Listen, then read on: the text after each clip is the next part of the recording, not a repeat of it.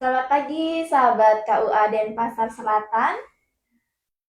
Kembali lagi bersama kami dalam program podcast Serasi Sahabat Semangat Konten Moderasi. Nah, pada kesempatan yang baik ini, perkenalkan saya Nilo Komang Alit Rustiani dari Penyuluh Agama Hindu Kecamatan Denpasar Selatan. Eh, Telah hadir juga di tengah-tengah kita di sini ada Bapak Haji Muhammad Khairul SKM SKM Kesial Pak ya. Selamat pagi Bapak. Selamat pagi, Mbak. Ya, bisa menyapa-nyapa dulu penonton yang berada di rumah Bapak, silakan. Oke, selamat pagi, sahabat KUA Denpasar Selatan ya. Iya, betul sekali. Perkenalkan saya Muhammad Khairul Hadi. Saya dari MUI Denpasar Selatan yang bersyukur diundang oleh teman-teman di KUA Denpasar Selatan untuk berbincang-bincang seputar kegiatan MUI Denpasar Selatan. Mudah-mudahan ada manfaatnya kedatangan saya. Baik, luar biasa. Dan pada pagi hari ini cukup cerah ya Bapak ya. Kita tidak ada hujan di jalan. Semoga nanti untuk kedepannya juga cerah seperti ini. Karena 3 hari berturut-turut ini Bali juga lumayan curah hujannya lumayan deras seperti itu. Nah, oke, langsung saja pada episode kali ini Bapak kita akan mengangkat sebuah tema yang sangat relevan yakni harmoni dan ekoteologi Ramadan. Jadi bagaimana nilai spiritual dan kepedulian terhadap lingkungan ini bisa seiring membentuk berjalan seiring gitu Bapak ya. Jadi langsung saja Bapak, ini berbicara mengenai Ramadan gitu Bapak ya. Nah, Ramadan itu sendiri kan identik dengan puasa seperti itu. Jadi identik dengan tarawih dan beribadah gitu. Tetapi jika kita renungkan sejenak ini ya, Ramadan ini juga tentang menciptakan keseimbangan antara hati dan jiwa seperti itu Pak. Nah, baik itu antara manusia dengan sesama serta manusia dengan uh, alam sekitar seperti itu. Nah, di sini keseimbangan itulah yang disebut dengan harmoni kan seperti itu Bapak. Nah, saya di sini muncul suatu pertanyaan. Terkadang harmoni itu kita bisa merepresentasikan apa sih itu harmoni gitu. Tapi jika kita kaitkan dengan konteks Ramadan, apa sih makna harmoni dalam konteks Ramadan ini Bapak? Bisa dijelaskan? Baik, terima kasih Pak Adit. Jadi yang kita sering dapat dengar dari para guru-guru kita, dari para ulama, dan para mubalek yang menyampaikan penyuluhan sama dengan tugas Adit ini adalah bagaimana memaknai kegiatan yang kita siklus setiap tahun gitu ya. Jadi ada menyampaikan bahwa Ramadan itu adalah syahrut tarbiyah. Istilahnya bulan untuk belajar dan mengajar. Jadi istilah kalau di sekolah itu belajar mengajar. Jadi yang para guru yang punya pengetahuan lebih dulu itu mengajarkan apa yang mereka tahu dan mentransfernya kepada para murid, para santri dan para siswa sehingga apa yang beliau tahu itu tersampaikan ke para siswanya gitu ya. Nah, dari sisi keharmoni ya, itu ada mungkin bisa dimaknai sebagai keseimbangan dan keselarasan. Jadi betul mudah-mudahan itu keseimbangan dalam artian kita ternyata diingatkan lagi dalam setiap tahun sekali dalam 1 bulannya dari 12 bulan yang ada itu ingat ada akhirat besok. Jadi jangan mikir dunia aja. Iya, betul. Nah, di samping itu juga diingatkan lagi bahwa kamu boleh nyari akhirat, tapi ingat bahwa kamu hidup di dunia sekarang ini. Iya. Karena dunia inilah yang akan jadi penentu bagaimana kamu nanti besok di akhirat. Sehingga ada yang mengatakan bahwa dunia itu kebunnya, ladangnya akhirat. Iya. Jadi apa yang kita tanam sekarang, besok panennya apa yang kita tanam sekarang. Apa yang kita tabur itu yang kita tuai. Benar. Itu udah jadi fatwa orang-orang tua kita kata-kata seperti itu ya. Nah, jadi kalau kita bagaimana menyeimbangkan yang kita tahu dunia dengan akhirat, ya apa yang kita lakukan sekarang. Misalkan kalau kita berkehidupan berkeagamaan, ya kita ingat bahwa ada teman kita juga loh yang lain yang punya keyakinan yang berbeda dengan kita. Bukan kita aja yang benar, mereka juga punya nilai benar dianggap oleh mereka ya. Bukan berarti semua agama benar gitu. Jadi silakan aja di masing-masing agama itu meyakini bahwa ajaran mereka benar, sehingga dari situ mereka akan menggali di mana letak yang berbeda, di mana letak yang sama. Nah, yang beda jangan disama-samakan. Jadi yang sama juga jangan dibeda-bedain, biarlah semua itu sudah menjadi takdir Tuhan bahwa kita diciptakan Tuhan di bumi Pancasila ini dengan semboyan Bhinneka Tunggal Ika. Itu jadi rahmat kita gitu ya. Jadi kita yang dari berapa suku, berapa agama mampu bersatu gitu ya. Dari situlah kita syukurin, sehingga bagaimana kita menilai orang lain sebagai bagian dari saudara kita. Atau kalau di Denpasar itu ada namanya apa yang Ubud Basudewa ya. Basudewa Kutumbaka.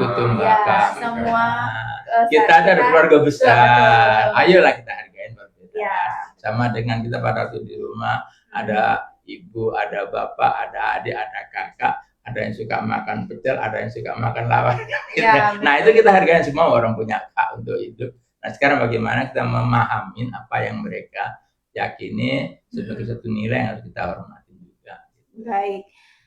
Terima kasih Pak Haji, sangat menarik ini ya obrolan kita. Jadi harmoni, bagaimana kita saling menghormati, seperti itu Pak Haji ya. Nah, kalau untuk implementasi harmoni antar manusia dengan Tuhan, dengan sesama dan alam, itu sudah Pak Haji jelaskan tadi ya. Nah, bagaimana ini konteks moderasi, jika kita kaitkan dengan konteks moderasi, bagaimana Ramadan ini bisa menjadi ruang untuk memperkuat harmoni, gitu Pak Haji. Iya, jadi kita bersyukur terutama kehidupan di Bali ini, di mana sangat nyata sekali saling menghormatin itu ya, saling menghormatin antara umat beragama gitu kan, dan malah saya menangkap ada saling melengkapi. Ya, coba kalau kita lihat pada waktu Nyepi gitu ya, itu kan teman-teman udah pasti dia pengen melakukan tapa brata ya, jadi udah misalkan di rumah masing-masing. Nah, kami yang non Hindu barangkali bisa diajak bekerja sama menjaga lingkungan. Jangan sampai nanti ada orang lain yang berniat buruk atau mengingatkan, barangkali ada orang yang tidak paham dengan filosofi Nyepi itu, ya kita beritahu. Mesti contohnya lagi pada waktu Galungan. Kan pada waktu Galungan banyak kan orang-orang pulang kampung tuh. Iya, betul. Nah, teman-teman yang Islam jaga di lingkungan rumah itu. Sebaliknya kalau pada waktu Lebaran, mau Lebaran pada bukan yang orang-orang dari perantau itu ya, yang teman-teman dari Indo melihat, oh ini rumahnya si A pada pulang, kemudian mereka menjaga. Jadi kita saling melengkapi. Iya, tidak ada yang beda-bedakan gitu Haji ya. Baik-baik sekali ini penonton dimanapun berada. Jadi Pak Haji, sebelumnya bagaimana ini saya ingin bertanya dulu untuk puasanya Pak Haji, apakah ada tantangan-tantangan kecil mungkin bisa sebelum untuk gini ya, sebelum kita melanjutkan ke pertanyaan berikutnya ya Pak Haji ya. Bagaimana puasanya Pak Haji berjalan dengan, bisa diceritakan sedikit pengalaman Pak Haji selama puasa di tahun ini? Alhamdulillah di puasa tahun ini terasa nyaman gitu kan. Tidak ada gangguan yang terlalu berlebihan kayak kita di negara-negara yang lagi sibuk dengan keamanan kan. Kita alhamdulillah di Indonesia ini termasuk negara yang aman, nyaman untuk melaksanakan ibadah. Bahkan saya lihat anak-anak kecil pun sudah diajari oleh orang tua masing-masing untuk mulai belajar apakah puasa setengah hari, puasa sehari, dan itu artinya proses pembelajaran itu berjalan dengan baik. Baik. Nah Pak Haji, saya muncul pertanyaan ini dari diri saya sendiri Pak Haji ya. Bagaimana itu konsepnya jika misalkan ada orang yang berpuasa, ini dia lagi bekerja berat seperti itu, dia tidak berpuasa, seperti bolong lah gitu istilahnya Pak Haji. Apakah itu ada nanti dia harus membayarnya atau gimana Pak Haji? Untuk pengetahuan saya aja sih ini saya ingin bertanya. Di agama Islam diajarkan apabila kita dalam kondisi sakit atau sedang bepergian gitu ya, yang dimana dimungkinkan secara syariat untuk dia tidak berpuasa, boleh nanti dari lain melakukan penggantian itu. Berarti di hari lain ini digantinya. Iya, diganti. Oke. Baik, sahabat Serasi, telah hadir juga di sini host kita. Jadi tadi karena ada kejebak macet ya Bu Nancy ya. Tidak apa-apa. Di sini semakin hangat juga. Untung aja tidak hujan Bu Nancy ya. Hujan. Oh, hujannya di luar karena saya di ruangan jadi tidak tahu. Oke Bu Nancy, kita sudah jalan di sini, kita sudah ada di bagaimana Ramadan ini membentuk harmoni antara manusia dengan Tuhan, semesta dan alam, dan tadi juga Pak Haji sudah menjelaskan seperti itu, dan bagaimana Ramadan ini harmoni itu bisa memperkuat Ramadan itu. Baik. Assalamualaikum Pak Haji. Sehat? Alhamdulillah. Ya, saya tadi sempat mengikuti juga. Oh ya. Saya sempat mendengarkan. Iya. Cukup menarik. Jadi penting memang harmoni ya. Sekalipun justru di bulan Ramadan ini kita harus Pak Haji memperkuat lagi kan. Jadi tidak hanya bulan Ramadan ini untuk diri kita sendiri, tetapi juga tadi sudah dibahas sama Mbak Alit itu, jadi bagaimana kita dengan manusia, sesama manusia, kita dengan Tuhan dan dengan Allah. Iya, saling luar biasa. Oke. Baik, oke, saya lanjut sedikit ini sebelum pertanyaan dari Mbak Nancy. Nah, tadi kan kita sudah berbicara tentang puasa ya, Pak Haji ya. Nah, pada saat berbuka itu Pak Haji, jadi terkadang ketika berbuka itu menyuguhkan makanan atau memesan makanan seperti itu yang over order lah seperti itu Pak Haji ya. Jadi saya ingin bertanya, apakah ini masih sesuai dengan esensi puasa itu ketika kita terlalu over order gitu Pak Haji, bisa dijelaskan? Kalau sepengetahuan saya, gitu, berapa kali mengikuti kegiatan Ramadan di mana-mana, biasanya pada hari pertama memang over order itu karena memang ada semangat dari teman-teman. Pertama mereka bernostalgia, pada waktu puasa itu sebenarnya kayak gini, ada makan takjil, ada orang membawa makanan ke musola, ada ke masjid yang itu, dan ada kita bisa kumpul makan bersama. Mungkin hari pertama, kedua bisa jadi over order, tapi dari berikutnya orang udah mulai melakukan belajar. Ini kan satu tarbiyah, bulan belajar itu kita ternyata makanan kita berlebih loh. Nah, kan dia akan melihat ke samping. Nah, di lingkungan teman-teman kan ada itu yang kekurangan. Ya kebetulan kalau tetangga itu kan jangan cuma dipamerin makanan aja kan, kasih juga mereka biar ngicipin. Kalau mereka senang, kita senang. Dan situlah nanti akan timbul bagaimana harmoni itu. Begitu ada Ramadan, mereka tidak hanya merasa terganggu, tapi merasa juga berbahagia. Gitu ya. Terganggunya mungkin dari sisi parkir atau pengeras suara yang kadang-kadang agak keluar gitu. Nah, tapi begitu kita yang punya kebahagiaan, punya makan banyak, kasih mereka sekeliling. Sampai kayak dari hari menjelang terakhir atau pada pulang kampung itu udah ada penyesuaian gitu ya.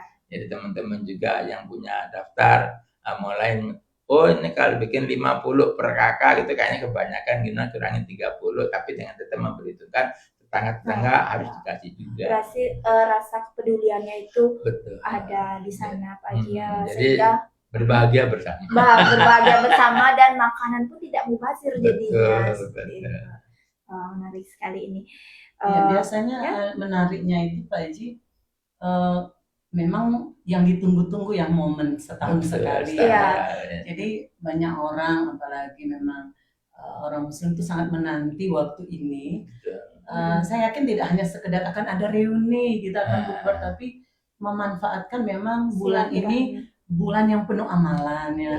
Jadi apapun yang dilakukan pasti untuk kebaikan ya, dan akan berkali lipat, benar ya Pak Haji ya.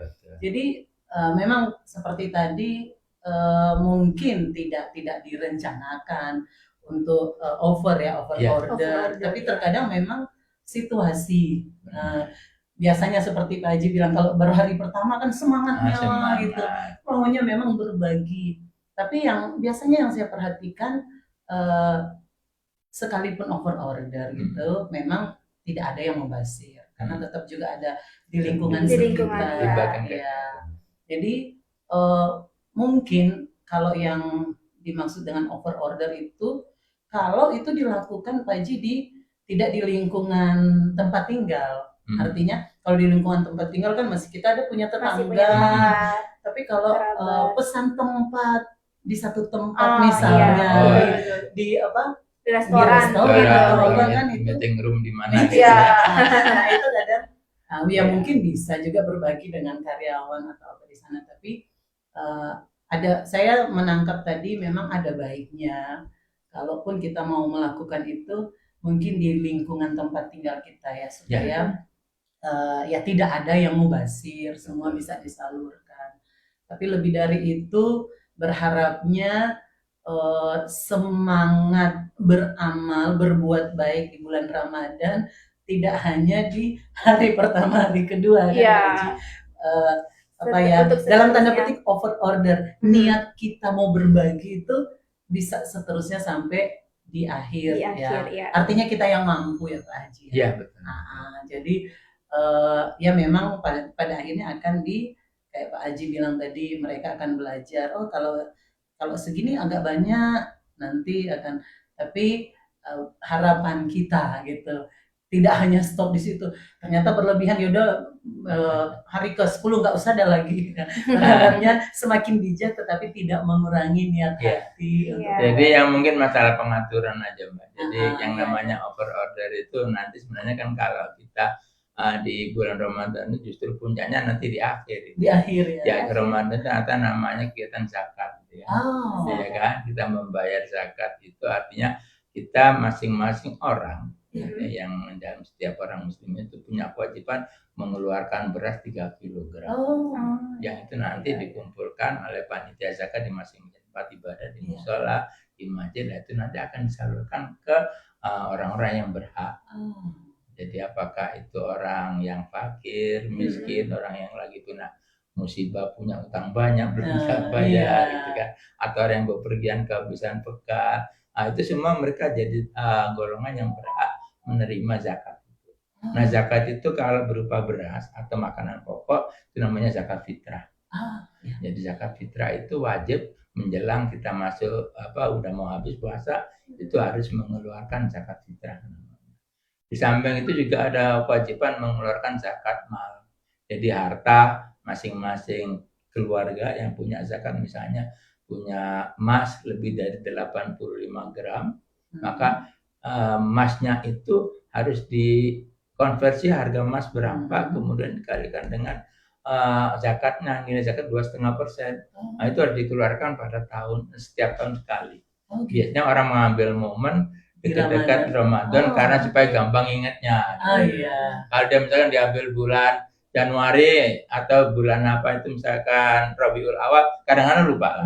Tapi kalau mau Idul Fitri ya mau bulan Syawal, dikumpulin, kan kumpulkan, kemudian nanti akan dibagikan pertama ke keluarga mereka yang mungkin nggak mampu, kan mungkin ada gitu mereka membagikan, dan terutama mereka kalau mau lebih mudah lagi dikumpulkan ke panitia zakat.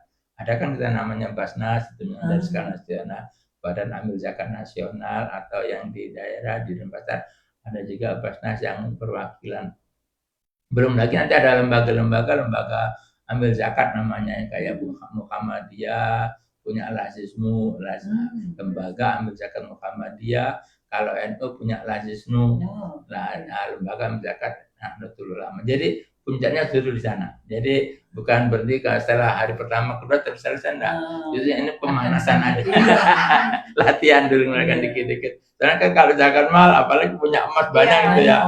Harga emas sekarang naik. Dia harus hitung gitu. Harus hitung gitu. Menarik Pak Haji, saya baru dengar. Saya dulu berpikir ada tadi Pak Haji bilang zakat fitrah, zakat mal. Kalau zakat mal tadi kan setahun sekali. Ya. Kalau zakat fitrah sama setiap menjelang hari akhir raya, setiap akhir Oh, Ramadan akhir dan Ramadan. mengeluarkan zakat. saya Baru sering dengar. dengar itu, Nah. tapi kapan itu dilakukan saya baru dengar sekarang. Ternyata itu pas di momen Mau Ramadan menjelang, itu ya, mau menjelang Lebaran. Idul Fitri ya. Oh, dulu saya berpikir seperti zakat fitrah itu sebulan sekali kita Enggak, umat yang- Islam mengeluarkan.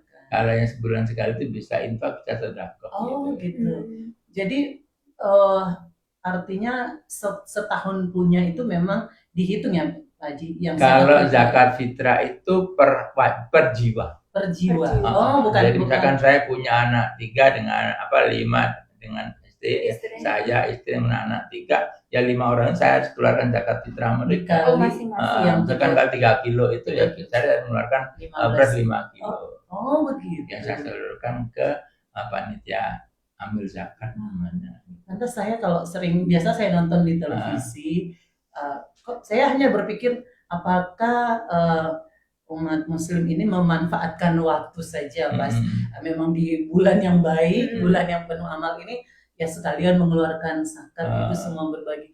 Ternyata memang ketentuannya. Bahkan itu ada ketentuan batas waktu pengeluarannya adalah menjelang sholat Idul Fitri. Oh iya. Kalau sudah dia lewat itu nggak boleh. Nggak boleh. Makanya sekarang kan panitia sering ingatkan orang-orang, ayo bayar zakat jangan lupa sebelum pulang kampung. Oh iya. Diharapkan zakat fitrahnya bayarkanlah di sini. Iya. Karena mencari rezeki di sini. Iya. Jangan dibawa pulang. Jangan dibawa pulang. Biarlah di kampung. Kampung di sini kita nyari hidup gitu ya. Berbagilah di sini. Dan saya rasa ini menarik dan bagus. Jadi tidak hanya kita menahan hawa nafsu, tapi diajar juga memikirkan orang lain. Dan menurut saya sih momen yang benar itu dilakukan di bulan Ramadan. Jadi tidak hanya sekedar supaya tidak gampang lupa, tapi memang karena di bulan inilah adalah waktu bulan yang baik. Lebih banyak kita melakukan kebaikan, akan lebih bermanfaat. Ibadah sosial. Iya. Yang dibilang Mbak Ali tadi, yang bagaimana kita hubungan kita dengan Tuhan, dengan manusia. Di sini kita kan. Iya benar. Jadi di sinilah kita membuktikan ya Pak. Oh iya. Jadi harus memanfaatkan 1 bulan ini maksimal. Karena belum tentu kita akan bertemu Ramadan. Benar. Ya, benar kan Haji. Ada diingat kita sama guru-guru kita. Anggaplah bahwa ini Ramadan terakhir, gitu, sehingga bersatu yang lebih baik. Gitu. Ya, itu menarik. Ya, baik Pak Haji. Tadi kan sudah menjelaskan Ramadan itu bukan hanya sekedar puasa seperti itu Pak Haji ya, bukan sekedar hanya makanan seperti itu yang tadi order kita bahas tadi, tetapi bagaimana Ramadan ini juga harus mengingatkan kita, mengingat dengan lingkungan sekitar kan seperti itu. Nah, pada saat bulan Ramadan ini tentunya pada saat bukber seperti itu tentunya ada sampah-sampah yang harus kita tanggulangi, harus kita memang apalagi sampah-sampah plastik gitu Pak Haji ya. Nah, di sini bagaimana sih cara sederhana kita mengurangi sampah plastik saat kegiatan buka bersama seperti itu Pak Haji? Ya. Biasanya nih sudah ada kesadaran teman-teman untuk bagaimana mengelola sampah itu ya. Bagaimanapun juga sampah apalagi plastik itu yang perlu kita pikirkan. Sebenarnya plastik itu juga bagian daripada dulu mencari proses keseimbangan alam awalnya. Ya dulu kan awalnya kan pakai kertas dibuat dari pohon, ya kan kayu. Kalau kayu banyak ditebang, kan gitu. Akhirnya pikiran buat bagaimana membuat sintetis dari plastik itu, maka muncullah plastik. Nah sekarang masalah begitu plastik banyak, ya kita pikirkan lagi kan gitu. Karena manusia kan dibuat oleh Tuhan terus menghadapi masalah biar jadi lebih cerdas kan gitu ya. Mulai dari kita bayi sampai kita mau mendingan selalu aja dikasih masalah supaya jadi lebih cerdas. Nah untuk masalah itu yang sederhananya sih pada kali kita makan bersama itu bisa dikasih makan darah prasmanan, kita menggunakan piring. Kan itu kita kembali ke basic zaman orang tua kita dulu kan. Zaman saya dulu masih kecil ya makan piring bareng-bareng, atau kalau konsep Hindu kan dibalik kan menggibung ya makan bareng-bareng. Saya masih sering lakukan makan satu nampan, berdua, bertiga. Itu Terasa yang lebih nikmat lagi. lebih nikmat. Kebersamaan. Iya, bersama. Kita jangan terlalu banyak dipikirkan oleh konsep dari negara lain yang seakan-akan kalau pakai tangan itu jorok gitu. Iya. Padahal kalau kita tahu itu kan tangan kita yang paling tahu gitu. Iya. Kita nggak tahu sendok yang kita pakai apakah pernah dijilat kecoa atau tidak. Iya, Tapi kalau tangan kita tahu Ada tangan kan seperti kita- apa kebersihannya, pakai Iya. cuci tangannya bagaimana. Jadi itu yang menggunakan alat-alat plastik, ya gunakan plastiknya jangan sekali pakai gitu ya. Oke. Dan seminimal mungkin. Kemudian nanti kita juga perlu pembelajaran kepada teman bagaimana mengolah sampah plastik itu. Ini sudah mulai, misalkan kita pakai, ada mungkin pernah dengar namanya EcoBrick gitu ya. Ya, Nah, kemudian sekarang kita pakai bagaimana membuat butiran plastik yang begitu dihancurkan. Jadi saya juga lagi dengan teman-teman lagi belajar ini bagaimana sampah itu bisa kita jadikan paving block. Ya. Itu sekali lagi belajar. Biasa ada tarbiyahnya, kita bulan untuk belajar kembali. Pak Haji, apakah kan setiap hari setelah bukber biasanya ada kalau di masjid Salat tarawih. salat tarawih.